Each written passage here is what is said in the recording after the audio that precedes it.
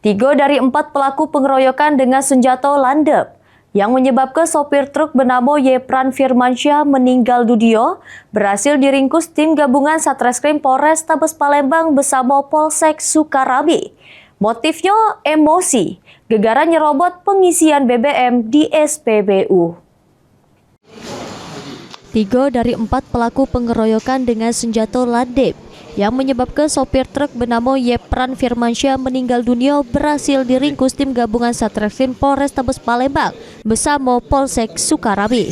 Ketiga tersangka yakni Ongki Saputra, Agung Prayoga Samo Ferdiansyah, yang ketiganya merupakan warga Kecamatan Sukarabi, Palembang. Untuk perannya, tersangka Ongki melakukan pemecahan kaca mobil sama penujahan berkali-kali ke arah badan, tangan sama kepala korban. Sedangkan peran tersangka Agung ngegocok badan korban sebanyak 2 kali.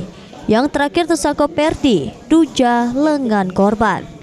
Kasat Reskrim Polres Tabes Palembang nyata motifnya dilatar belakangi emosi akibat saling serobot antrian BBM sehingga terjadi pengeroyokan sama pembacokan yang menyebabkan korban meninggal dunia. Dilatar belakangi dari emosi kejadian sebelum para pelaku mencari untuk kedua kalinya terhadap korban.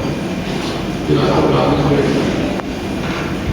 peristiwa tersebut, ya, sesuai dijelaskan dari datanya memang faktanya pada pemeriksaan itu. Herwahyudi, PAL TV.